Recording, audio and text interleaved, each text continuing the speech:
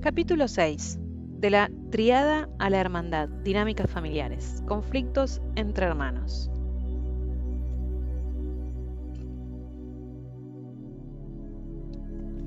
El deseo más profundo de los seres humanos es lograr la unión complementaria de una mujer y un hombre ideales, capaces, por su interacción interna y externa, de aportar a la sociedad un desarrollo material y espiritual. Este deseo de estar entre una pareja que se tiene confianza completa, aceptándose con felicidad sin intentar cambiar al otro, avanzando hacia una misma meta, unión sostenida por acuerdos logrados de forma natural, sin necesidad de discusiones, donde no tiene cabida la competición sino la emulación, nace directamente de la necesidad del niño, la niña, de tener una madre y un padre perfectos, es decir, una pareja de su exclusiva propiedad. Aunque sea el último de varios hermanos, considerará que sus padres son suyos exclusivamente, siendo él el centro de la tríada. No contar con la adhesión total de los padres provoca una profunda angustia, y en la mayoría de las familias obtener esta adhesión es imposible. Desde que nace, el niño exige una atención intensa. La menor distracción de su madre le provoca llanto, y vive en un presente absoluto y exige lo mismo de sus padres, pero estos tienen lazos que lo anudan al pasado. Y por no haber resuelto aún las obsesiones con sus propios padres, puede que a sus propios hijos los vean como intrusos. Los conviertan en la reencarnación de un abuelo, les proyecten un hermano muerto antes de que él naciera, o bien un hermano rival. Mi padre, a quien su hermano menor, Benjamín, le robó a su madre, toda su vida me llamó Benjamín en vez de Alejandro. Y por esta proyección, celoso, se comportó conmigo como si yo fuera su rival, tratando de aplastarme psicológicamente. Todo niño se vive como el centro del mundo y exige, si es necesario, con gritos, llantos y enfermedades, ser tratado como tal. Esta intensa llamada de atención es porque necesita ser visto sin ser ocultado bajo ningún tipo de proyección, tal como es. Si no se le ve a él, sino al niño imaginario que representa en la mente de sus progenitores, él, infravalorado, no se verá a sí mismo, siente que no vale nada, se cree vacío y vive padeciendo el peso del personaje imaginario que debe cargar para ser amado. Cuando comencé a establecer árboles genealógicos me di cuenta que la mayoría de mis consultantes, a pesar de ser adultos, vivían aún presos en problemas de papá y mamá, por no ser lo que ellos son, sino lo que su familia y su entorno social quiere que sean. La mayor parte de los seres humanos vive con la angustia de llamar la atención, atados al deseo de ser protegidos por un padre y una madre que, unidos a un amor sublime y presentes al 100%, los tratan como a un ser único. En las culturas con religiones adoradoras de un Dios Padre, esta inquietud por obtener la atención perfecta es más evidente en las mujeres. Los sacerdotes, fundadores de las estructuras sociales, las han despreciado, no solo en el mundo judeo-cristiano. Con dolor darás a luz a tus hijos, y tu deseo será para tu marido, y él se enseñoreará de ti. Génesis 3:16, sino que también en las culturas budistas. En el antiguo texto sagrado, la Lesbies Quinoises du Buda, traducido del chino al francés por el sinólogo jesuita León Wieger, se puede leer a propósito de una mujer que después de morir renace hombre. El cambio de sexo es un paso hacia adelante, hacia la liberación. Ninguna mujer estará salvada siendo mujer. La última etapa es siempre masculina. Según Buda, las mujeres no se pueden iluminar. Para lograr esto tienen que morir y renacer como hombre. La tradición masculinista más el narcisismo de los padres desea que el primer hijo sea un niño y no una niña. Si sucede lo contrario, el padre puede sufrir un desengaño y la madre sentirse culpable. La niña crecerá haciendo todos los esfuerzos posibles para adaptarse a las exigencias paternas, negando su cuerpo, refugiándose en el intelecto, atributo tradicional masculino, tal como las limitaciones culturales de la humanidad lo definen, imitando la conducta viril. Esta ansiedad de ser visto puede durar la vida entera, mezclada con una desesperanza impotente. No soy nada, no sé nada, no puedo nada. O con una incesante actividad para lograr celebridad, sea en el arte, en el deporte, la política o el crimen. Cuando nace un segundo niño, el primogénito se siente amenazado. Su trío, un invasor, viene a robarle el centro de atención. Incluso los mellizos gemelos no aceptan un cuarteto. En el inconsciente, cada uno de ellos se vive como un hijo único, sintiendo que merecer ser el preferido. Frente a su rival o rivales, para conservar su sitio privilegiado, el niño adopta por tener una conducta agresiva o elige inconscientemente enfermarse de gravedad, o se comporta como si el recién llegado no existiera, o bien lo colma de cuidados, haciéndose imprescindible y llamando la atención, de tal manera que roba, por su amor fraterno y bondad, el sitio principal del otro. Si quien nace primero es una mujer y unos años después llega el esperado varón, no es extraño que ella, aprovechando su mayor desarrollo intelectual debido a la edad, pueda crear al pequeño un complejo de inferioridad intelectual. El estudio de la angustia e insatisfacción que aqueja a las tríadas y los conflictos que se generan en la hermandad a causa de la lucha por el centro de interés es un importante primer paso en el camino de la toma de conciencia metagenealógica. Los problemas entre hermanos son principalmente causados por la repetición de los conflictos padecidos en la infancia entre el padre o la madre del consultante y sus propios hermanos y hermanas. De los diferentes peligros de la tríada podríamos citar como uno de los más frecuentes la tendencia que pueden tener los padres de proyectarse más en el segundo hijo que en el primero, si ellos nacieron los segundos, o sobre el mayor, el Benjamín, etc., según sea el orden dentro de su hermandad. Por lo que a mí respecta, 4 varones, hijos de 2 madres diferentes. Al principio yo vivía con 2 de ellos y con Valerie, mi esposa mexicana.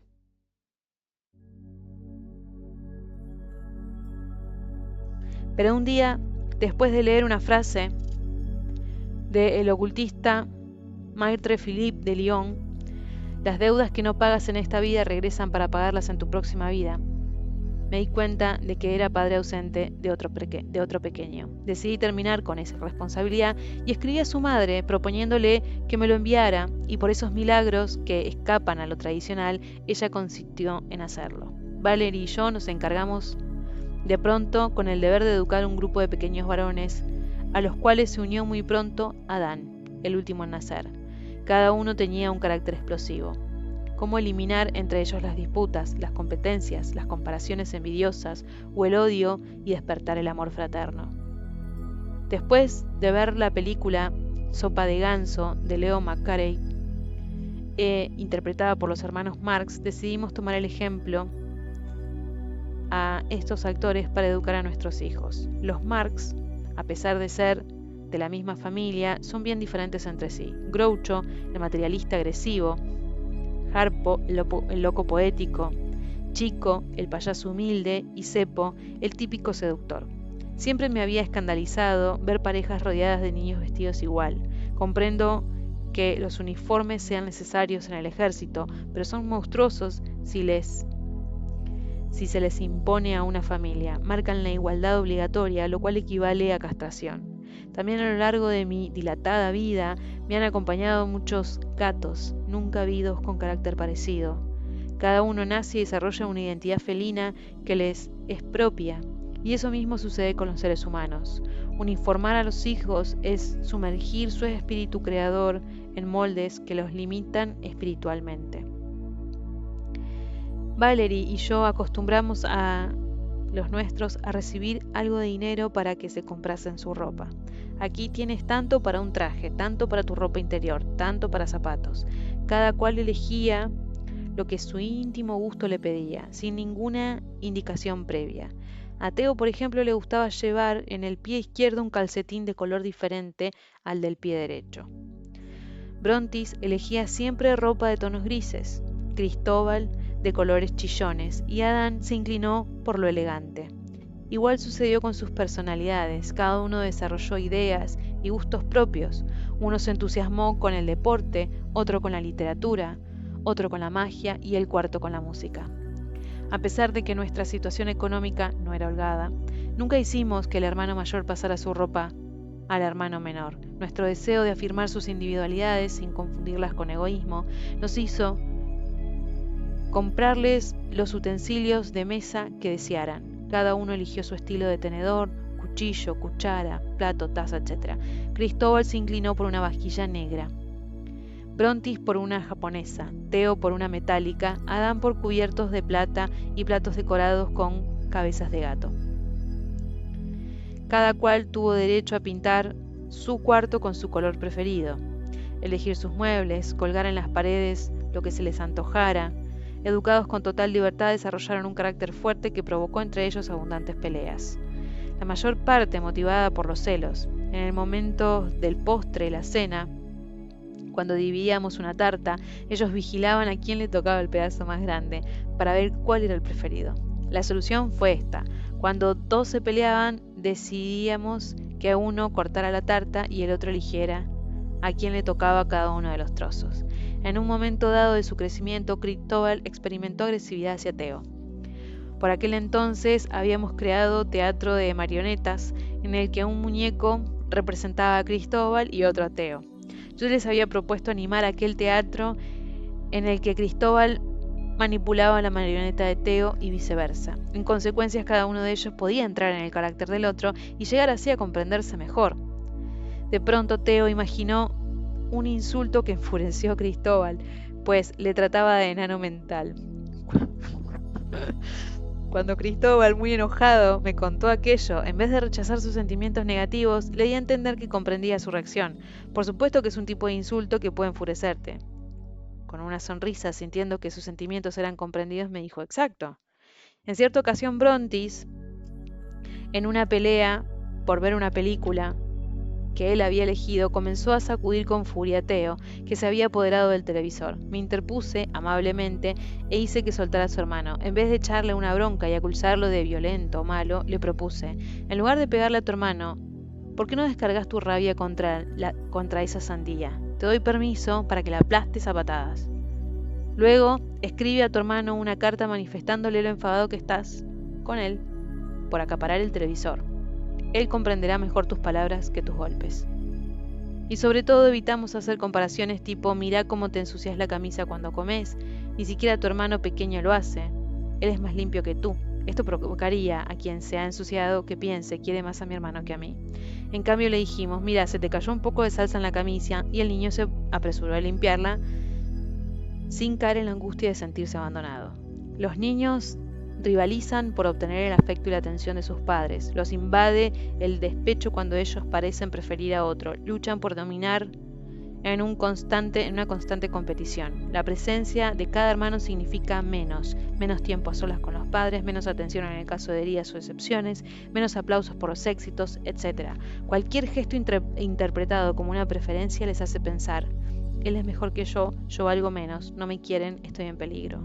La madre y el padre proporcionan todas las cosas que el niño necesita para sobrevivir y progresar: alimento, espacio habitable, ropa, calor, caricias, enseñanzas esenciales. Pero como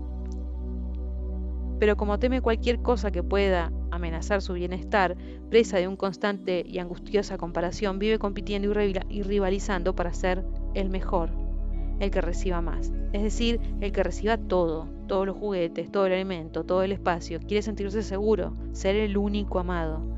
Comprendiendo esto, hicimos lo humanamente posible para mejorar las relaciones entre nuestros hijos, dando a cada uno la oportunidad de desarrollar una personalidad diferente y crear un entorno personal. Pudimos eliminar la envidia que impulsa a desear lo que el otro tiene.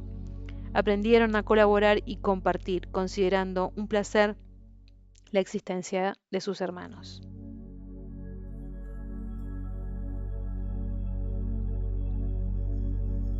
Ni a mí ni a Valerie se nos había dado una oportunidad semejante. En mi caso, que tuve solo una hermana mayor, si bien no me trataron como si debiera ser el clon de un modelo ideal, el comportamiento de nuestros padres agravó la hostilidad entre mi hermana Raquel y yo. Por ser ella fruto de la pasión y yo producto de un coito sumergido en el odio, la convirtieron en cúspide de la tríada, en tanto que a mí me trataron como si no existiera. Para mi hermana, los muebles de calidad, innumerables zapatos y vestidos, cursos particulares de natación y piano, idas continuas con mi padre a la pista de patinaje, encierros con mi madre para escuchar sus confidencias, etc. Para mí, un solo traje y un solo par de zapatos, una silla vieja y una cama desvencijada. Nunca un paseo con mis padres, ni tampoco una caricia. En busca de ternura no pude refugiarme en los brazos de mi hermana porque lo que ella deseaba era que yo desapareciera. Lo menos cruel que me dijo fue: toma tu cepillo de dientes y vete lejos, aquí nadie te quiere. Con cada uno de sus insultos, menosprecios y garabatos en mis cuadernos de colegio yo lloraba, lo cual le provocaba la risa. Estas experiencias nocivas condicionaron mi manera de actuar, de pensar, de considerarme a mí mismo. A pesar de mis éxitos artísticos, hasta los 40 años sentí que lo que hacía valía muy poco. Con cada mujer que intenté formar una pareja me sumergí en interminables rencillas y competencias. Trabajé sin cesar por tener más, sin que nada pudiera llenar mi vacío emocional. Dirigiendo obras de teatro obtuve el éxito para mis actrices, lo que en lugar de enorgullecerme me llenó de envidia. Ellas eran bellas, con talentos, amadas por el público, cosa que yo jamás obtendría. Valerie, hija de una madre viril, tuvo la desgracia de nacer mujer. Su padre, un guitarrista mexicano, se acercó a su cuna recién nacida, miró con disgusto entre sus piernas y exclamó: ¡qué fea! Yo solo quiero ser padre de hombres, y abandonó el hogar.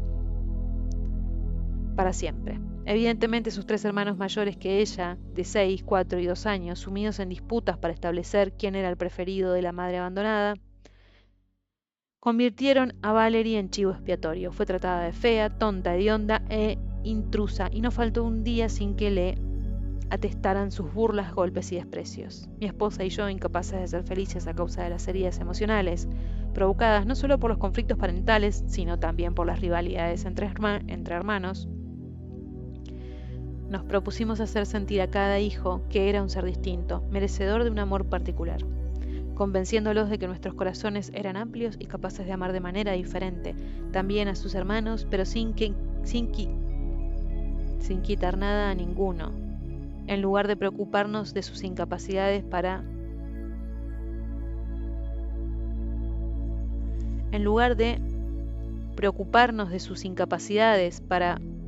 preocuparnos mejor de sus capacidades, les mostramos la delicia de colaborar, intercambiar, ayudar, respetar. Tuvieron el gran privilegio de conocer amor fraterno. Al mismo tiempo de intentar esto, tuvimos que trabajar arduamente para sanar nuestro propio pasado, la comprensión de nuestros padres, que se comportaron como sordos ante nuestros sentimientos, que nunca nos permitieron desahogar la hostilidad fraterna por medio de actos creativos, que no cesaron de establecer entre nosotros comparaciones, provocando desunión, que nos usaron como público y cómplices de sus disputas, nos obligaban a ser como ellos querían que fuéramos sin tener en cuenta nuestro auténtico ser. Todo esto me había convertido en un adulto que continuamente tenía la necesidad de dominar a los demás, agotándome para estar a la altura de quienes se comportaban como triunfadores. Mi esposa salió de la infancia transformada en una mujer que no podía soportar ser comparada con otras, sintiendo que daba la impresión de ser una mala bruja. Innumerables personas, debido a la agresividad de sus hermanas y hermanos, no logran vivir en paz una vez que llegan a la edad adulta. Con paciencia y perseverancia logramos transformar la competición entre nuestros hijos en una sana colaboración. Para enviarnos al colegio nos vimos obligados a veces a luchar contra la educación que le impartiría por estar basada principalmente en la competición y en un adiestramiento, no para encontrar la verdad, sino para obtener beneficios materiales. Para lograr la cohesión entre los 4 hermanos desarrollé en ellos el sentimiento de ser un clan sagrado, exaltando nuestro apellido. Les hice ver que en Jodorowsky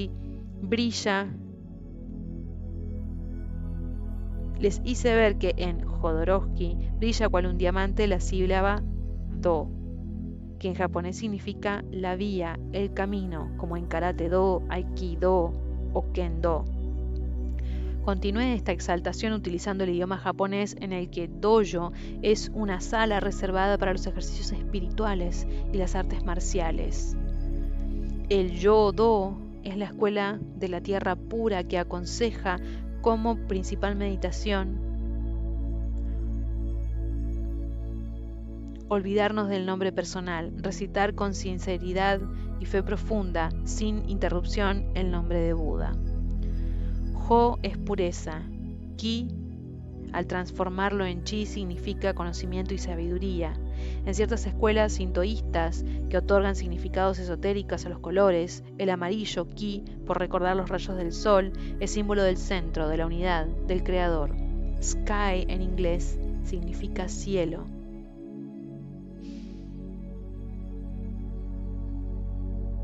La letra W que precede a Sky, con el ocultismo occidental, es tomada como símbolo de agua celeste, mientras que al voltearse y convertirse en M simboliza el agua terrestre. Si la B representa numéricamente al 5, la W representa al 10, número que reúne al macho con la hembra y al espíritu con la materia.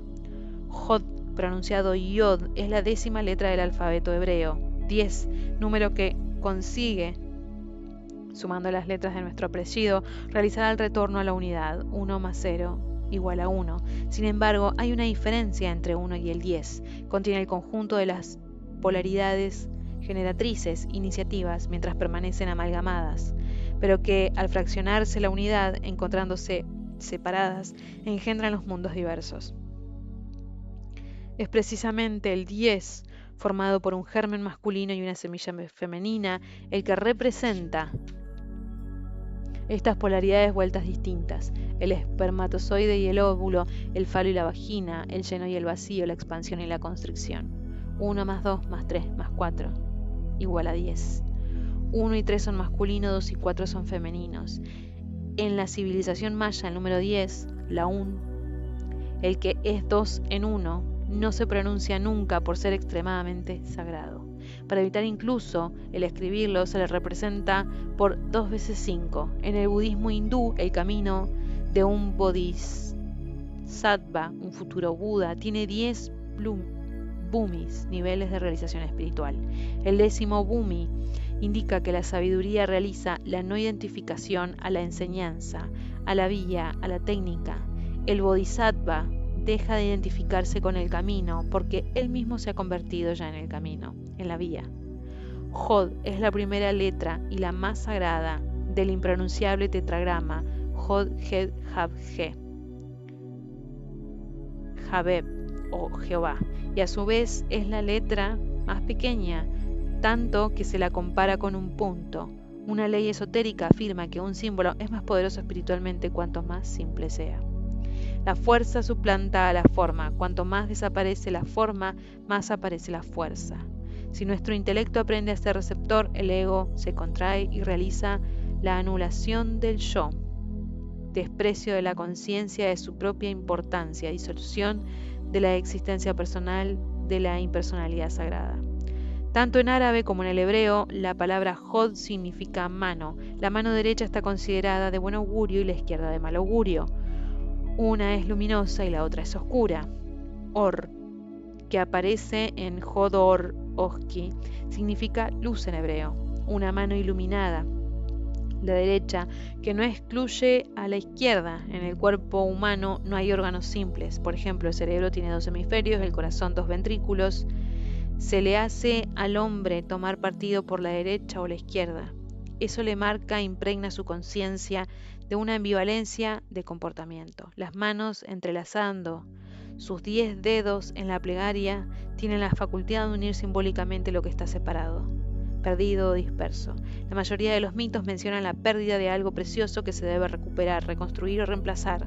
Esta pérdida por desconstrucción, desaparición o olvido evoca una integridad anterior que se refiere a un estado de perfección primordial. Principalmente, la lengua original despedaza en una multiplicidad de lenguajes.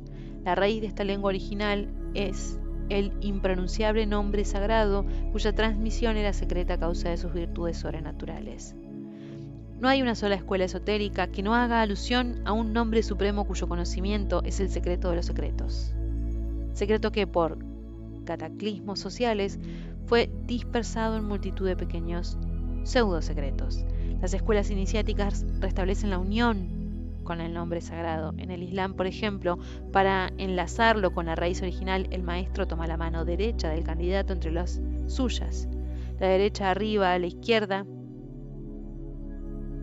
y la izquierda debajo. Esta unión de manos, que dura el tiempo de la recitación de las fórmulas consagradas, realiza el trasvase del maestro al discípulo del secreto inefable. En el Zohar de los cabalistas judíos está escrito: de la mano derecha del santo, bendito sea, emana todas las luces, las bendiciones y las libertades. De la mano izquierda emana el rigor, haciendo la unión entre ellas, todo rigor desaparece. Por la imposición de manos, el sacerdote católico opera el misterio de la unión y del amor. Y Dios amasa con las dos manos la arcilla con la que se crea el hombre. Juntas, al no oponerse, sino complementarse, se convierten en una sola mano de bendición y de misericordia, transmitiendo el influjo divino. En el libro de Job 37:7, Dios pone un sello en la mano de cada hombre para que los hombres todos reconozcan su obra. En simbología, la mano izquierda representa el poder temporal y real, la derecha el poder espiritual y sacerdotal. La primera es la vida de la tierra, la segunda la vida del cielo. Ambas vías se unen a medida que el discípulo avanza simultáneamente por ellas. Una es la espiritualización de la materia, la otra, la materialización del espíritu. La mano izquierda representa el pasado, la mano derecha el futuro. Al unirse en plegaria realizan el presente, Hod Or. La mano de luz. Habiendo exaltado nuestro apellido, conté a mis hijos que lo que habíamos recuperado del oprobio en lo que había sumido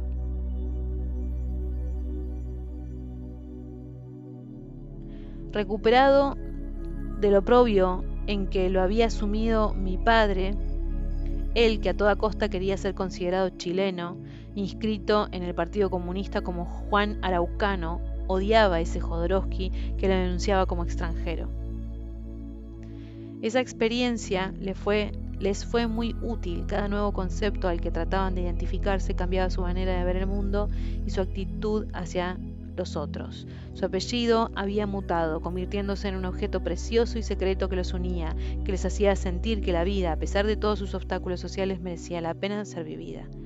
Gracias a la recepción del significado sagrado de su apellido secreto, desarrollaron una férrea confianza en sí mismos y una continua alegría de vivir. Nadie que, interiormente, no se haya liberado de la neurótica identificación de un nombre y un apellido que no han sido exaltados puede considerarse liberado de la trampa genealógica. Esta es la razón por la que este trabajo sobre el nombre sea indispensable para cada uno de nosotros. Tomemos como ejemplo uno de los apellidos más comunes de Francia, Dupont. Se puede descomponer en du, pont, y explorar el significado de pont, puente, como símbolo de unión entre la materia y el mundo inmaterial, lo que nos permitirá pasar de una orilla a la otra, de la tierra al cielo, del estado humano al estado sobrehumano, de la contingencia a la inmortalidad, etc. En español, un apellido tan común como Sánchez comienza por san, que nos reenvía a la santidad. Por su parte, Che, en la primera sílaba de Chela, que en sánscrito significa el discípulo de un maestro, y tiene que ver asimismo con la alquimia. Kemi era el antiguo nombre de la tierra en Egipto. Kerio es la quinta esencia, la cualidad esencial, liberada a toda impureza. Estas no son más que indicaciones que pretenden mostrar que cualquier nombre, sin excepción, puede ser exaltado.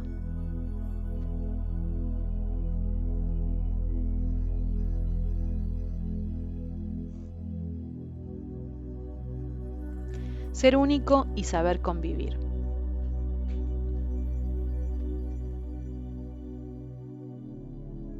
La nueva familia se concreta a partir del primer nacimiento. También se podría decir que a partir del primer embarazo, incluso si este llegara a interrumpirse, el niño o la niña esperado puede a partir de ese mismo momento llegar a ocupar un lugar muy importante en la memoria familiar. Dos árboles genealógicos se unen, con sus trampas y sus tesoros respectivos. En los cuentos de hadas, las influencias positivas y negativas de los dos árboles están representadas por las hadas y por las brujas, quienes suelen asomarse a las cunas de los recién nacidos para anunciar sus bendiciones y sus maldiciones. Con la aparición de la familia comienza para nosotros el estudio de las relaciones intrafamiliares. En primer lugar, en el seno de la tríada madre, padre, hijo, y a continuación entre los hermanos. En su sentido más amplio, es decir, cómo se reparten los hijos, la atención parental y cuáles son las consecuencias de las dinámicas familiares de una generación sobre la otra. Entramos aquí en un estudio más complejo en el que se puede incluir una gran multitud de individuos. Un árbol genealógico íntegramente compuesto por hijos únicos ya representaría a 15 personas de la misma sangre a lo largo de 4 generaciones. Sin embargo, y en el caso de que todas las hermandades sean muy numerosas, esta cifra puede llegar hasta la centena, en árboles en los que la familia cuenta con un número de hijos que oscile entre 8 y 12. Será necesario, por lo tanto, prepararse para comprender la dinámica padres y hijos, generación por generación. Veremos en primer lugar qué sucede cuando la pareja se convierte en tríada y todas las variantes de esta con sus efectos futuros. Más adelante nos interesaremos por la forma en la que nacen los conflictos en el seno de las hermandades y cómo se enquistan a causa de las incapacidades de los padres para tratar a cada uno de sus hijos como un ser único. Abordaremos también los fenómenos de la proyección y de compensación que inducen a las personas de una generación a trasladar a la siguiente generación sus propios conflictos de infancia, como ocurre cuando los padres, conscientemente o no, castigan a sus hijos en el mismo daño que hermanos, hermanas u otros parientes pudieran haberles causado a ellos antes. Además, este capítulo se basará en una serie de casos prácticos, pues la observación de hechos concretos permite comprender de una manera mucho más exacta las situaciones tipo que nos interesa ver. De la pareja a la tríada. Como decíamos en la presentación de este nuevo capítulo, a partir del nacimiento del hijo, la pareja se convierte en familia. Para el hombre, el encuentro con ese recién nacido es el que sella la realidad de su paternidad, mientras que para la mujer ese bebé ya era un ser concreto durante toda su gestación. La primera etapa con el niño suele ser un periodo crítico, descrito ya muchas veces, que puede vivirse como una fase paradisíaca o bien llena de angustia. El apego de la madre al bebé es al principio sostenido por la producción natural de oxitocina, que estimula las contracciones uterinas y que se inicia con el parto, alcanzando su punto más elevado en el momento en el que nace el bebé. Siempre que la mujer no esté expuesta al frío, el estrés, la luz intensa o incómoda y su intimidad sea debidamente respetada. Se ha podido comprobar que una inyección de oxitocina en el cerebro de un mamífero produce en él una disminución de su agresividad, una mayor resistencia al dolor, un aumento de su apetito y en el caso de las hembras un comportamiento maternal. Estos efectos duran más en las hembras que en los machos. La producción de esta hormona del amor maternal, como se la denomina, se ve estimulada por la lactancia. En el momento de los casos, pues, la madre estará enteramente volcada hacia su bebé recién nacido, pero no todo es sin embargo tan agradable. Para el hombre con el que comparte su vida esta situación puede resultar desconcertante, pero él se percata de que la atención de su mujer se vuelca completamente hacia el recién nacido, que por consiguiente se convierte para él en un obstáculo o en un rival. Y otro problema que suele manifestarse es el tiempo de demora para recuperar la actividad sexual en la pareja. Pero en una pareja sana y evolucionada, esta situación no se convierte en ningún problema. El hombre acepta no tener durante algún tiempo la atención de su mujer, dedicada al placer nuevo y sexual de la lactancia, y esperará pacientemente a que el deseo regrese a su compañera. Sin embargo, en una pareja que no está tan equilibrada, esta misma circunstancia podría causar innumerables conflictos como violación, agresión física o infidelidades.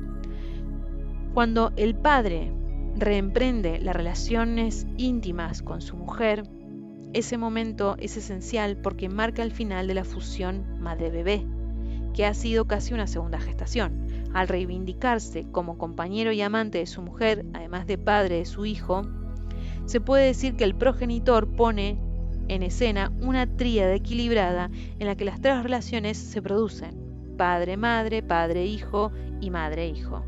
Tiene la misma importancia, pero son muy numerosos los elementos que pueden perturbar la construcción de ese frágil trío.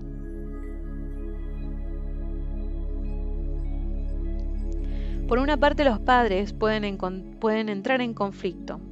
Por otro lado, ambos pueden interpretar la llegada del hijo no como una aportación que les hace acceder a un nuevo estado en su vida adulta, sino como una amenaza, una invasión, una fuente de fatigas y frustraciones. Desde un punto de vista transpersonal, y como hemos visto con anterioridad, si bien el hecho de engendrar un hijo nos retrotrae a considerar nuestra propia muerte, también nos conduce a la inmortalidad de la especie, aunque en un plano individual y delimitado, la llegada de un pequeño se podría convertir también en fuente de angustia.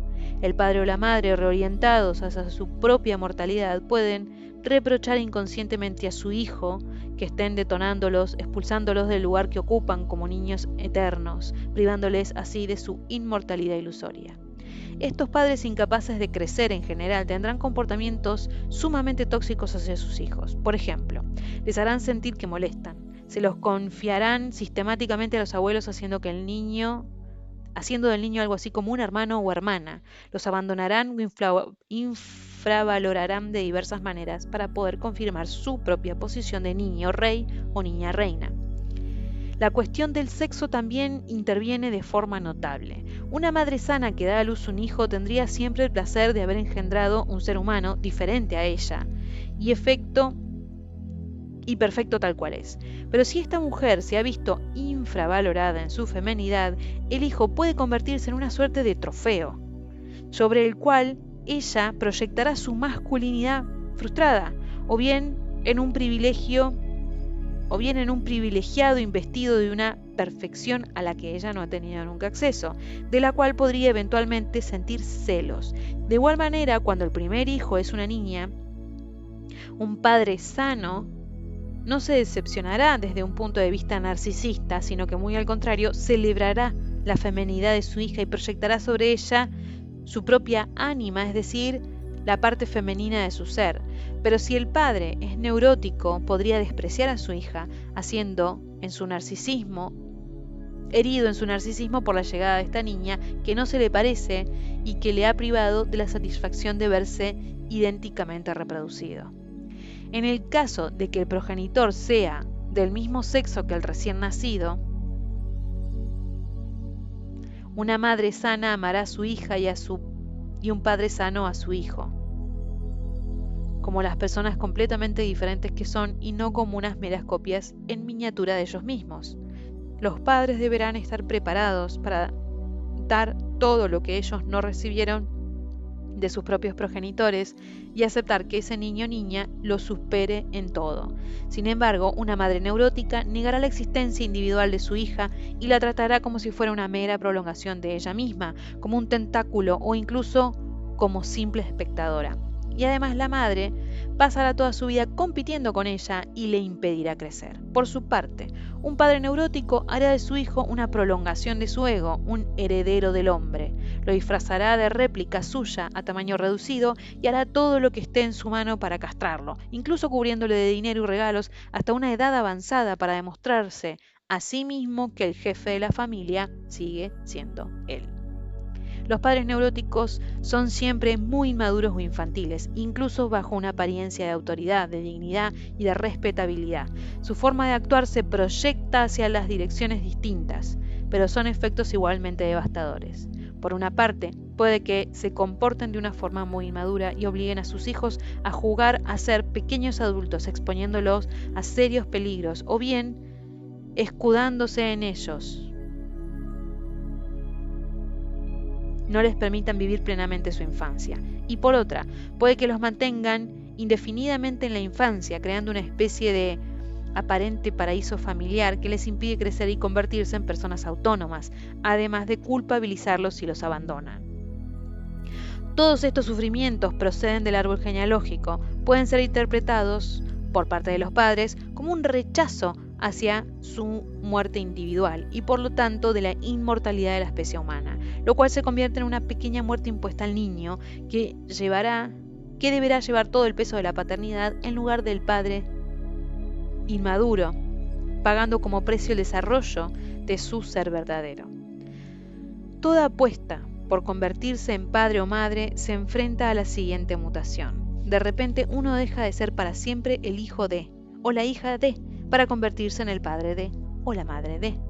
Los padres se verán entonces obligados a sacrificar sus propias demandas infantiles y soportar sus heridas abiertas y aspiraciones no resueltas para poder, así, consagrarse a un ser vulnerable y dependiente que expresa constantemente y claramente la imperiosa necesidad que tiene de crecer y ser amado.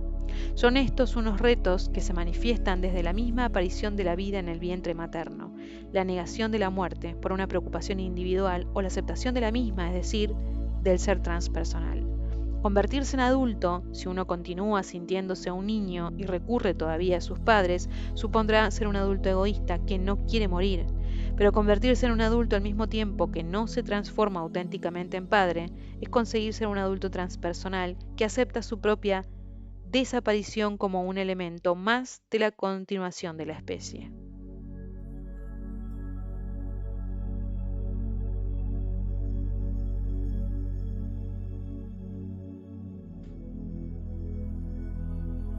Conviene, por lo tanto, preguntarse sobre cuál era el objetivo de la vida de cada uno de los padres en el momento del nacimiento de su hijo. Desde el plano del ego y del inconsciente, el niño puede ser considerado por sus padres como alguien que les impide realizar sus respectivos objetivos. Esto es algo que demuestra un nivel de madurez muy poco elevado. Los padres tienen entonces objetivos egoístas. El niño será considerado como un estorbo inoportuno que ha venido a interrumpir sus juegos o ensoñaciones infantiles. En numerosos casos, el niño es concebido como un continuador del árbol genealógico y se le pide que no sea nada más que un heredero al servicio del pasado. Pero cualquiera que sea el nivel de conciencia de los padres, nosotros podemos afirmar que el padre del plano del supraconsciente,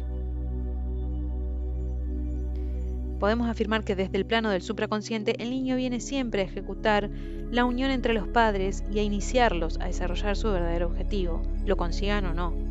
Es muy frecuente, además, que a su manera el hijo realice una síntesis de los objetivos de sus dos progenitores.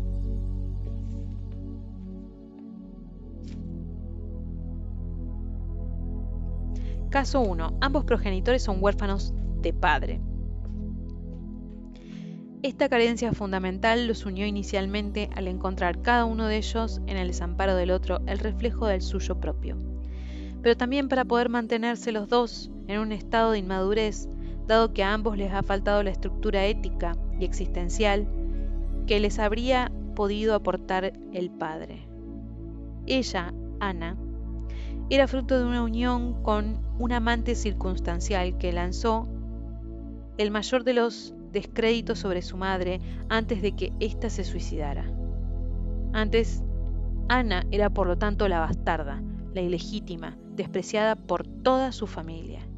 Como reacción ante este menosprecio, Ana alimentaba delirios de grandeza y soñaba con convertirse en una estrella de cine. Él, Juan, quedó huérfano a los 13 años. Había trabajado muy duro para poder pagar la educación de sus hermanos. Todos ellos tuvieron éxito en sus respectivas profesiones intelectuales, mientras que Juan se quedó en un nivel inferior en la escala social. Para él, que no había logrado cursar estudios superiores como sus hermanos, la finalidad de su vida era ser respetado igual que un hombre cultivado, algo que no fue posible. La pareja se vio rápidamente sumida en la mayor de las insatisfacciones, porque sus metas personales resultaban absolutamente irrealizables.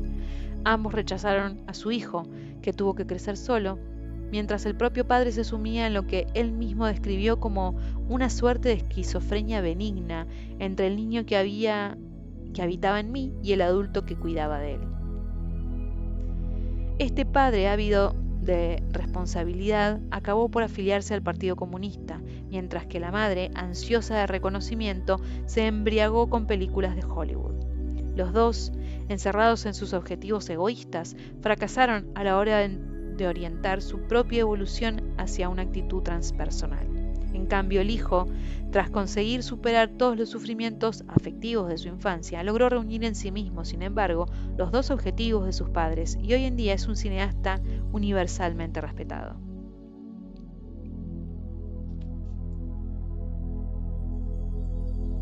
Caso 2. El hijo accidente. Aquella joven madre de 23 años de edad había deseado ser estilista de moda. El padre de 24 había imaginado ser un gran reportero. Engendraron a un niño por accidente. Los dos jóvenes padres, obligados a casarse y fundar una familia para poder ocuparse de aquel pequeño ser, se convirtieron, respectivamente, ella en ama de casa y él en redactor de una empresa de publicidad. Durante toda su infancia ambos responsabilizaron al niño de no ser realización artística y profesional. El niño, tras superar una serie de dificultades y llevar a cabo un prolongado trabajo sobre sí mismo, se convirtió en director comercial de una gran marca de lujo, viajando por todo el mundo por razones de su trabajo.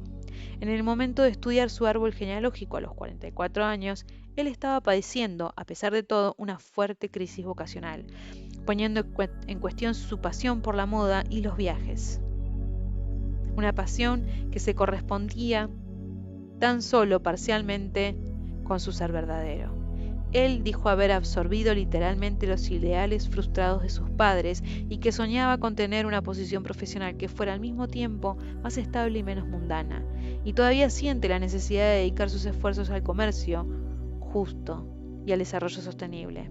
Se podría afirmar que la primera parte de su vida había estado consagrada a la realización externa del objetivo de sus padres, es decir, la moda, el lujo, los viajes, mientras que, al alcanzar la madurez, realizaba, dentro del marco de su profesión, una misión de servicio y de autenticidad más próxima a la que necesitaba su árbol genealógico.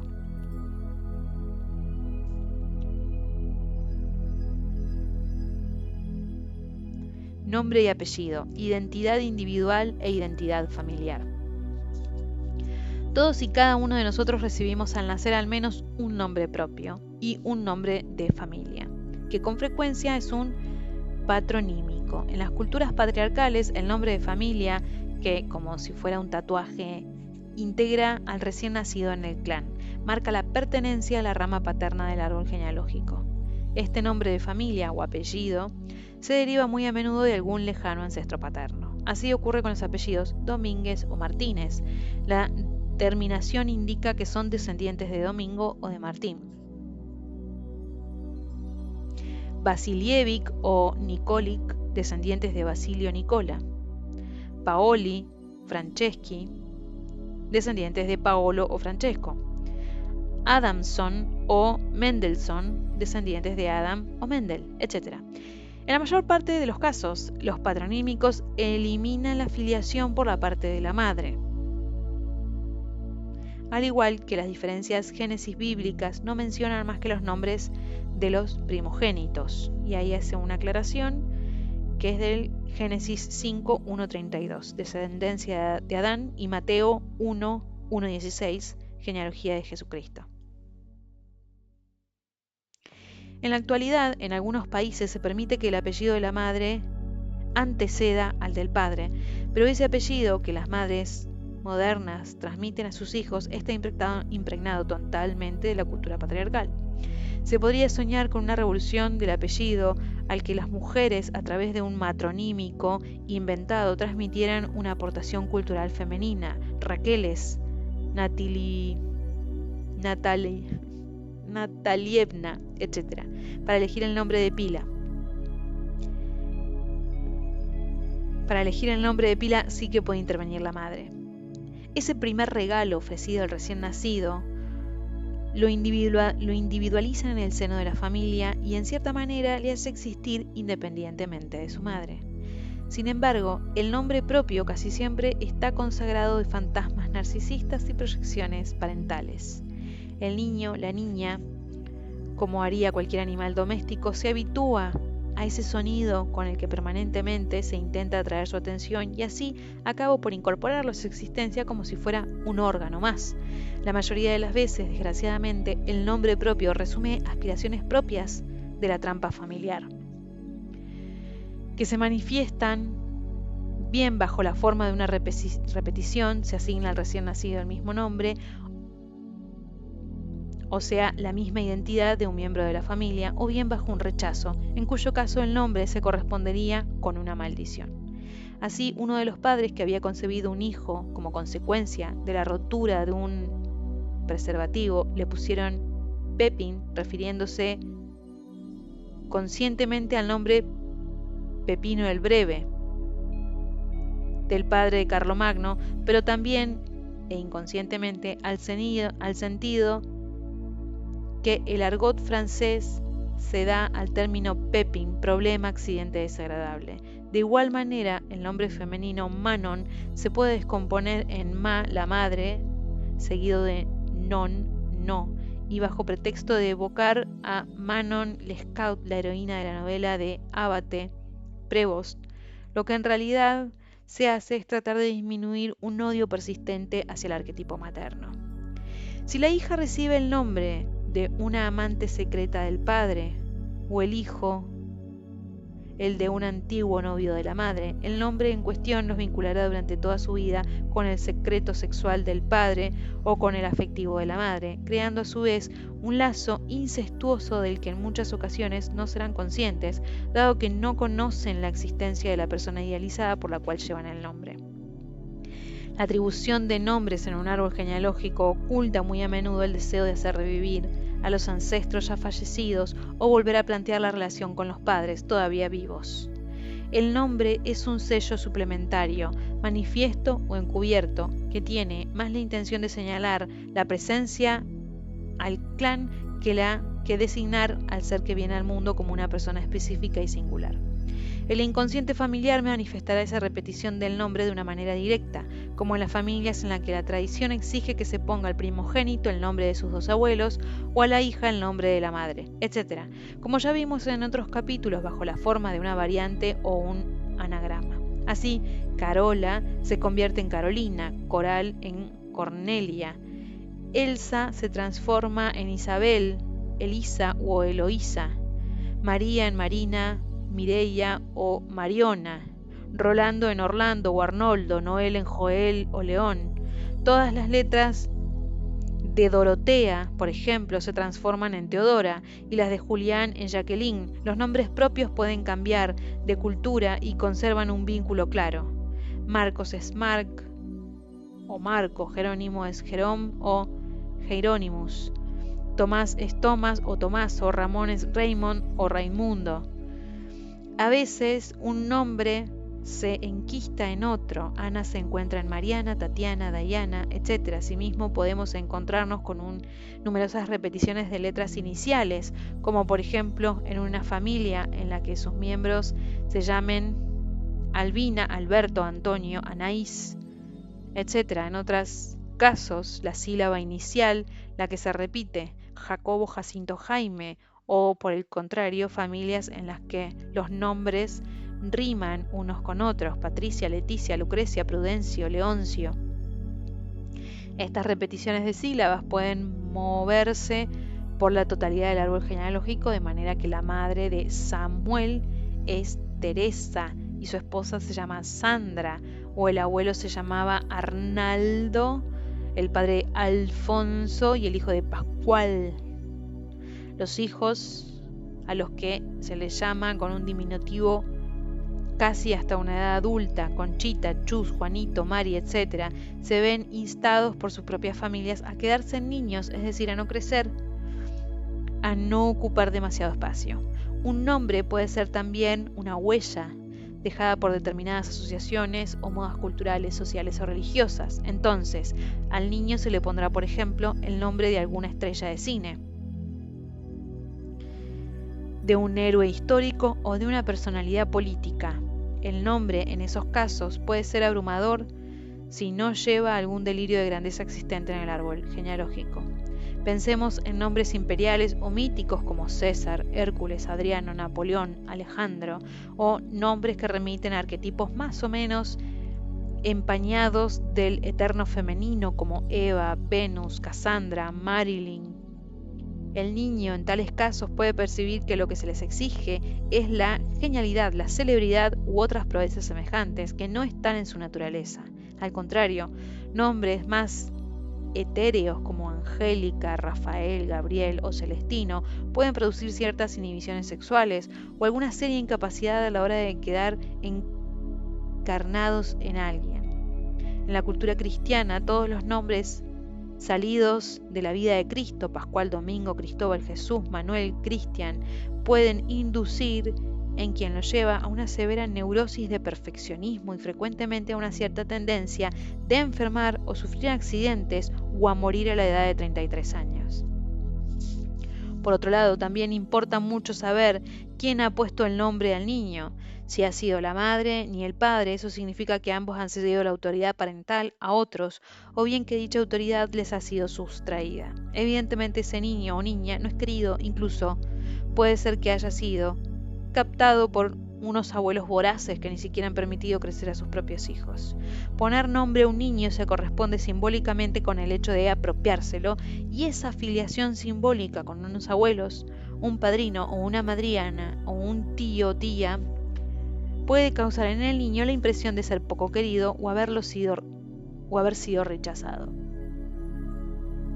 Poner a un niño un nombre compuesto puede revelar alguna ambigüedad subyacente por parte de sus padres, sobre todo cuando los dos nombres son de sexos diferentes. José María, María José, Luis María, María Jesús, Pedro María.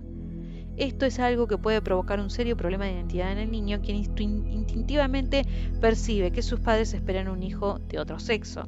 A veces el nombre compuesto sirve para reconciliar a ambos padres, los cuales no eran capaces de llegar a un acuerdo sobre un solo nombre. Si el abuelo paterno se llamaba Carlos y el abuelo materno es Enrique, al primer hijo se le pondrá el nombre de Carlos Enrique, aparentemente para unir las dos ramas del árbol genealógico, o aunque el niño será en realidad portador del conflicto por el poder existente entre las dos cabezas de familia. De igual manera, una joven llamada Marta Luisa por los dos nombres de sus abuelas incorporará en ella además el deseo de sus padres de hacer revivir en su persona a una madre santificada o insuficiente, un conflicto entre las personalidades de esas dos mujeres que disputan su presencia en ella. Los nombres pueden, asimismo, evocar una situación dolorosa o compleja que se haya buscado solucionar en la persona del niño. El nombre René o Renato puede evocar la memoria de un desaparecido, al que gustaría ver renacer. En francés, el nombre Sylvie puede ser entendido o escuchado como si elle vit, si ella viviera. Y hacer referencia a una hija no nacida o desaparecida, mientras que el de Genevieve, Genoveva, es homónimo de Genevieve o Genevieve Eve, yo no vi a Eva, el que puede identificar una infravaloración de lo femenino en el árbol genealógico. Todo eso no debe hacernos caer en interpretaciones, estas cosas como un simple juego de palabras o lenguaje de los pájaros trovadoresco.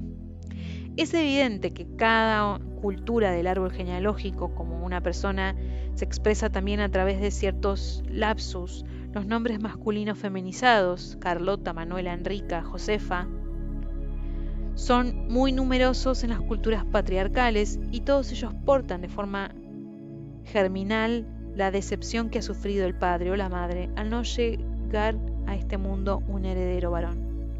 Forzado a identificarse con una hija a pesar de su narcisismo, el padre le pondrá un nombre que suene como un reproche, o la madre puede que muestre por medio de ese nombre una decepción por no haber dado un hijo a su esposo y quizás también a sus propios padres.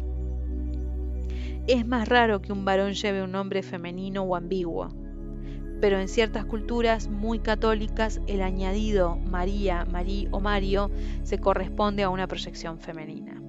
Se puede citar el ejemplo del célebre poeta checo Rilke, cuyos nombres de pilas eran René Karl Wilhelm Johann Joseph María, y cuya madre, tan devota como coqueta y sin duda muy narcisista, adquirió la costumbre durante la infancia del poeta de travestirle de niña, todo aquello antes de, simple y llanamente, dejarlo abandonado. A los 22 años, Rilke se enamoró de Lou Andreas Salomé, 13 años mayor que él, que fue su amante y primera mentora. Ella consideraba que el nombre René era un tanto femenino, por lo que le aconsejó adoptar el de Rainier o Rainer como nombre artístico. Nosotros no podemos hacer otra cosa que sonreír al constar que el poeta se decantó sin embargo por añadirle a su nombre María, el último vínculo con su madre ausente que había querido tener una niña. Por otro lado, la práctica de usar un seudónimo que consiste en convertirse en padre y madre de uno mismo imponiendo su nuevo nombre, con toda seguridad ha contribuido en la fuerza y en la gloria de numerosos artistas, como por ejemplo el celebérrimo Neftalí Reyes, que se convirtió en Pablo Neruda. Numerosas sectas, movimientos religiosos e iglesias nombran o renombran a las personas que absorben en su seno, además del propio ritual del bautismo, que puede citar la entronización de los monjes zen, quienes al entrar en el monasterio se rasuran la cabeza, un cráneo calvo como el de un recién nacido, y pierden su nombre. Por su parte, los monjes benedictinos añaden la ablución de los pies a su camino de nombre, acto que viene a simbolizar el hecho de liberarse de sus antiguos pasos, hechos y gestos que lo son en realidad de su árbol genealógico, lo que les permite emprender una nueva vida en el seno de la Santa Madre Iglesia. Asimismo, gran número de maestros indios bautizan a sus discípulos, sea cual sea la nacionalidad, con nombres en hindi o en sánscrito, devolviéndoles al estado de un recién nacido que no habla con soltura la lengua madre de su progenitor simbólico. Todos los nombres que se puedan dar a un niño, una niña, reafirman las proyecciones e identificaciones del grupo familiar que conviene decodificar para poder liberarse de ellas. Cuando las proyecciones, agregadas a un nombre de pila, se hacen excesivamente pesadas, incluso patológicas, existe la posibilidad de cambiarlas.